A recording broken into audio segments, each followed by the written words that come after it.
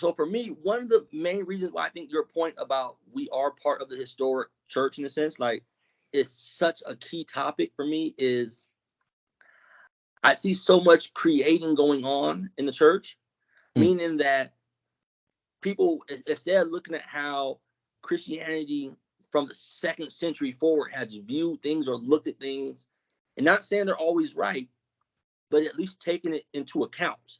Yeah. It's so much disregarded, and they'll just go with whatever they come up with. And it's like, we have to value the viewpoint of prior saints. Like, we have to take it into consideration that this guy knew the Apostle John. We're just going to disregard something he might have learned directly from him. Or this guy sat under someone who knew the Apostle John. And it keeps going forward. Yeah. I think it comes out of a weird view of the scriptures. I think the Lutherans were very aware, right, of the idea that the scriptures differed across time and across region, right? They knew of different canons. They knew that Jerome, I guess, kind of infamously was arguing over the canon. Right. And the attitude that a lot of modern, you could almost say post-Protestants, because they don't really stem from the Reformation, view the scriptures is they kind of take the Protestant canon for granted and kind of just run off with it. But as Lutherans, understanding how the canon developed and how it got codified, we have to also recognize that there are authority figures that we rely on in the past, Council of Nicaea and so on, and further back, so that the faith is always tied to the preachers that passed on the faith. And there's also just a different philosophy with other traditions. Some traditions were attempting to purify the church back to the patristic era. But that wasn't so much the view of the Lutheran reformers. The Lutheran reformers were thinking that there were recent abuses that occurred that they now need to get rid of. It wasn't this view that the majority of church history was down the gutter. Right. Which is almost like and I don't want to bash, but it's almost like a Mormon concept. I don't want to say they view it that way, but basically saying the church was lost. The gospel, you know what I'm saying? Yeah, and or close to it. Huh?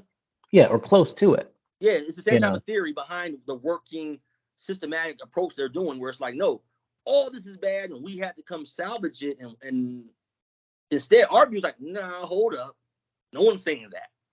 Right. There's great men. The gospel has been here.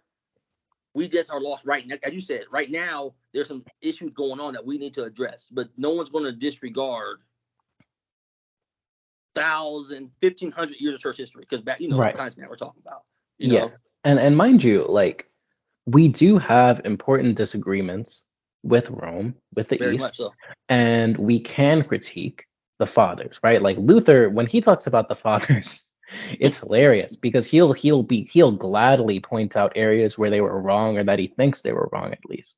Right. But the perspective is not to say that they were wrong and we're right, but to say that the church for all times and all places doesn't have this. So like when Melanchthon is writing in towards the end of the Augsburg Confession, he says towards the end, right, this is like the second to last paragraph, he writes, "Nothing has been said or brought up for the rebuke of anyone. We have mentioned only those things we thought it was necessary to talk about, so that it would be understood that in doctrine and ceremonies we have received nothing contrary to Scripture or the Church universal. It is clear that we have been very careful to make sure no new ungodly doctrines creep into our church." So you're at the very least, you're reading the Augsburg Confession with this statement in mind, that Melanchthon says the whole point of this document is to show that we don't believe anything different than the Church universal. Exactly. But this, right? But this also includes things like invocation of the saints. this includes things like the papacy. So when they're talking about the errors of the papacy, they're not saying that, the Pope is bad and it's always been bad. They're saying that this guy has kind of developed slowly over hundreds of years, accruing these powers and responsibilities that are abusive in the church, and now we have to correct it. Or invocation of the saints. Well, it starts with honoring the saints, which is good. Even venerating the saints, which in some ways can be good even, right? You have iconography, which we fought for, which is good. Yeah, I mean, I can't see it, but right now it's blurry in the back. But yeah, no, I feel you. You know what I'm saying? Yeah, and then it slowly accrues to the point where, and this is where the Reformation has to correct it, is where they say that they intercede for us kind of in the same way that Christ does, or that they can hear our prayers, which is incorrect. And while there are some very early prayers to people like Mary, it doesn't seem to be on a church-wide level, Right. But then we have to correct for it. Yeah. One thing I want to say, just to people who are watching this is why I wanted him on for so long. He could admit, I've asked him before, like, you're very astute. Like the thing you just read about Melanchthon, that's one of the parts of the augur that I absolutely love, where it's like, he's basically saying, I'm not here to throw shots. Like, I'm trying to show you guys that we are in line with everything that's been around since, there's nothing new that's being created here. We're just trying to address these errors that we can work past. I say work past, some people say reform, but I know how that gets muddled sometimes. And that whole thing goes back to the main topic we're talking about, how we made it a dire point to make sure that we are in line with the historic faith.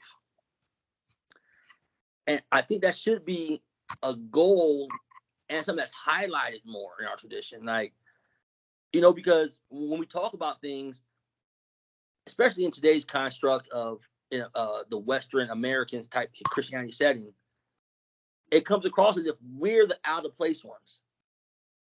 And it's like, no, the things we talk about and the way we view things, you might not agree, but they are rooted in church history.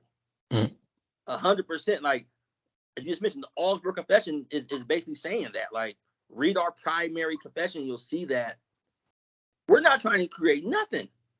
Things develop, yes. I think everybody will admit that things develop, but when it's developing from church history, it's not out the clear blue where we're just grabbing something and like, and I hate to do this, but the altar call, you know what I'm saying? Like, I don't have a big beef with it, but let's be honest, like, you don't really see that. You don't see St. Augustine saying, okay, raise your hand if you want to come up here, become a Christian. No, they take them to the baptism font. You know what I'm saying? Like, you get baptized. Like, that's the way church history was, and that's the way we rock with today. You confess the faith, you're getting baptized.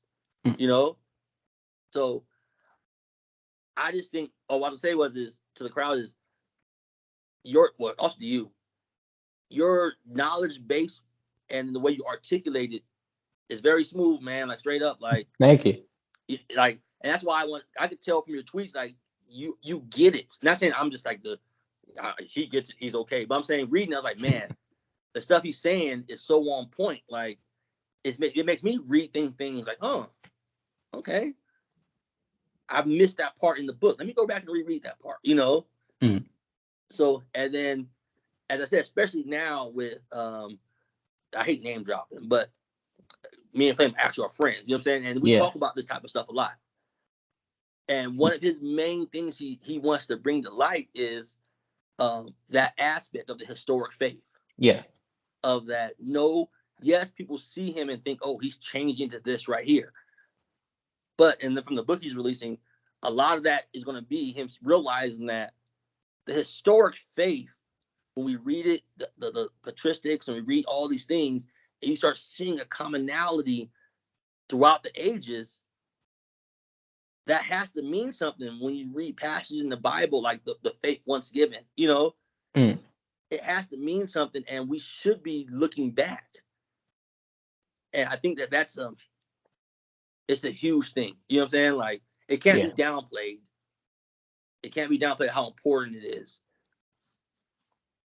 So I was going to ask you on the side note, most of your readings, is it something you just hold on? Oh, is it something Yeah. you just picked? You just decided to do yourself, or did you like for me, for instance? Yeah. When I first got serious about theology, and maybe you always were serious, I wasn't. I was always a Christian. You know what I'm saying? But I was a young knucklehead running the streets doing various things. You know what I'm saying? But I realized that I want to read the Bible for myself. But it wasn't like on some individualistic, there's no such thing as, hierarchy or submitting, none of that type of, I wasn't thinking there's none of that. But I was like, I need to get more in tune and realize, well, why do we believe this? What is this? And I'll talk to pastors and talk to people, And that little thing of me wanting to get more serious and understand more led me into reading confessions, led me into reading patristics and things of that nature. What was it that got you more to decide to, I'm gonna become a scholar? I think you're a scholar pretty much. But so, where you gonna? I don't know. Since I've started seeing the guys over at Concordia St. Louis, I really can't call myself a scholar. But I would say, but we're lay people though. You know what I'm saying? Yeah. Like, yeah. Like, don't get me wrong. There are people who go to seminary and get this. But Yeah. my question though is me and you aren't in seminary. You know what I'm saying? Yeah.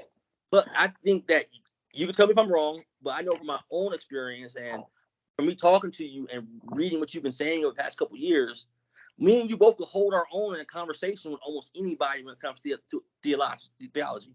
I like to think so. I think they might be able. They might have more references because they know Latin and they can read. You know what I'm saying? Like, yeah.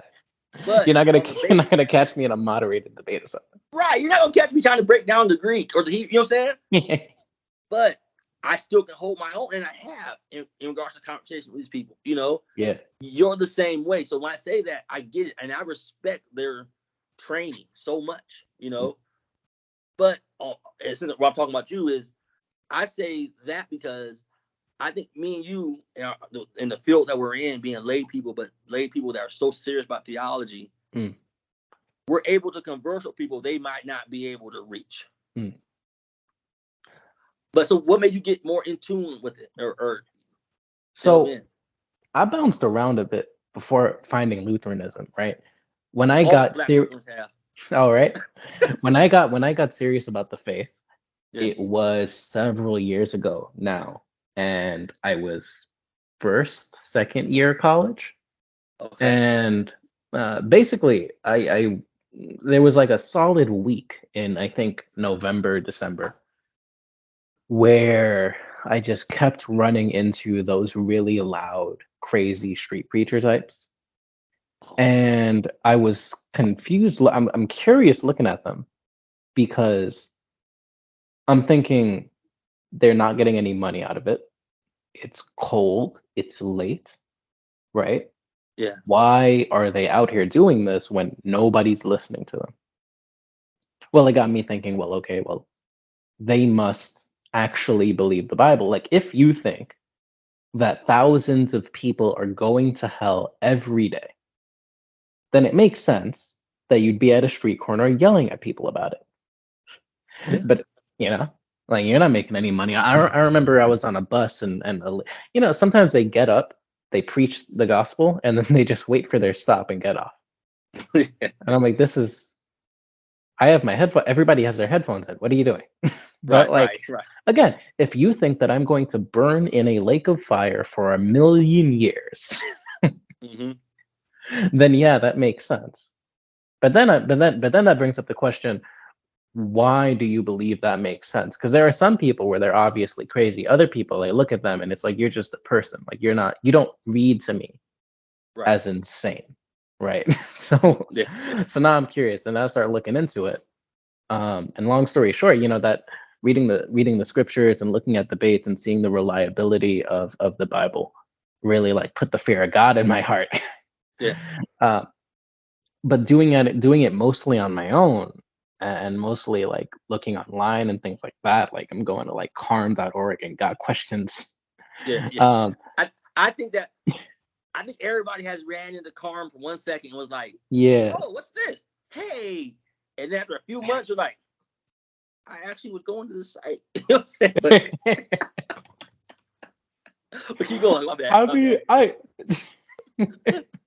what is it, Matt Slick? Yeah, Matt Slick. Yeah. Yeah. I appreciate what he does. You know what I'm saying, though. You know what I'm Yeah, saying. I know what you mean. I know what you mean. It's just, it's like eventually you're just like, I've had enough. That's the same thing I got with gotquestions.com. It's like I'll just like read That's a exactly book what. about this instead of googling it. But I appreciate both, right? So like, Yes. I ended up going to a Dutch Reformed church for a while. In the United Reformed Churches in North America for a while. And I think it was there that I really started to not just have a passion about the Bible, but also have a passion for correct doctrine, and got introduced to this idea of confessionalism, right? Of like, if you want to know what the church believes, you buy their book and you read the book, and now you know what they believe. Amen. So Yeah. yeah, so I'm in that church for a while. I left for a while. I looked into like Roman Catholicism for a while, Hmm. because for one of the reasons was just I started to see from my mind was just a bad apologetic against Roman Catholicism. Like, I remember reading a book that my pastor gave me, that said that Roman Catholics crucify Jesus again during the Mass, Right. and then you go on Catholic.com and you type in, "Do Roman Catholics crucify Jesus again?" And they say no, and then you're like, "Oh, okay." And then you go back to the Reformed guys, and they're like, what else? I don't know. Like, No, I know what you're saying, though. it's like a lot of the apologetics or the polemics don't really hold up that well. So then, Right. got the fear of God in my heart again, and you jump into Roman Catholicism for a while. And that time was annoying, because like you jump into Roman Catholicism online and you see, and I don't know, Yeah. this was before the pandemic. So I don't know, like, you ever seen like the Great Infiltration? No, but I have an idea what you're talking about. Yeah. Yeah, or I think it's just called Infiltration. Um, basically that whole like Spirit of Vatican II radical Oh, traditionalist yeah. type, like SSPX, FSSP, so on. Um, and with the granted, like, I think even when I was reformed, it was weird getting into Christianity online because people just argued a lot. Yeah. But it Yeah. was the same thing in Rome, right? It's Yeah. just a lot of people arguing. And I'm like, one of the things that I was looking forward to, as a Catholic, was seeing unity in the church, because the polemic from Roman Catholics to Protestants is that Protestants are so divided, they're Yeah. constantly changing So beliefs, they're much constantly schism. 40, arguing. 40,000 denominations. Right, 40,000 denominations. We just have one church, and there's this kind of promise that if you just became Roman Catholic, well, you'd know what you'd believe, and that would be it. You'd be done. So when you join Roman Catholicism and you see that they're still arguing, and that you can't like just be a Catholic online because you'll get fucking attacked, you know. And it's like, I really like Vatican II, but Right. people will not let you like Vatican II. so so I was having this problem again, and then as you're facing these issues, and you're thinking, is it really worth it? Is all of this stress worth it? Right. Um, and you start looking back at their doctrines again, and I'm looking at it, and I'm like, if if you're looking at it, and I'm thinking at one point, I'm looking at the papacy, and I'm like, I like the papacy. I like the idea of just having like one guy, and he's the head Yeah. of the church. That makes sense. Right? I like that. I like bishops. I like all this stuff. I like having one church that spans the entire continent. But it, I can't the doctrines, some of the doctrines like the papacy, they demand that you hold to it on pain of hell. And when you're looking at that you have to believe that or go to hell.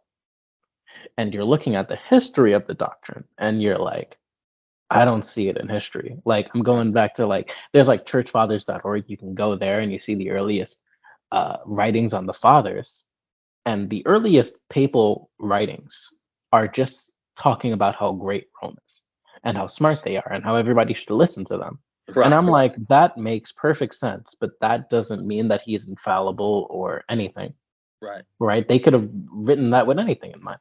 So at that point, again, still like I think having a decent understanding of the Reformation and church denominations, I'm looking at that and I'm thinking, well, hey, I know for a fact that like Anglicanism, Dutch Reformed, and Presbyterianism are all basically the same religion. It's all Reformed Christianity. Right. On the other hand, you have Roman Catholicism, Eastern Orthodoxy. I haven't tried Lutheranism yet. So I got curious and I'm like, well, I got to figure out what Lutherans believe. So I pick up the Book of Concord. So simple And though. Like so simple. keep going. I don't want you to finish what you're saying, but having the confession to me was a beautiful thing. It's like, what do they believe here? Whoa. Yeah. Oh, thank you. Yeah. Like, oh, let's go. Yeah. But So I keep pick going, up so I pick up the Book of Concord. I'm like, time to read it. And I pick it up, break it out of the Amazon box, and I just basically just go through the Augsburg Confession. And the first thing that struck me about the Augsburg Confession was just how simple it was. It's incredibly familiar, Yeah. especially coming from a Roman Catholic background. I knew I wasn't going to be able to go back to Reformed theology because I was still convicted on the bodily presence, and I was still convicted on mostly on the bodily presence actually. Yeah. You know, so I'm like, well, I can't just be Reformed. So I'm looking at that, and I'm like, yeah, this is. I was amazed at the Lutheran confessions because it seemed to answer the exact issues that I had. Yeah. The faith is very simple. It's very Honestly. practical. It's very practical. It's like, hey, the bread and the wine, that's Jesus, and baptism saves, and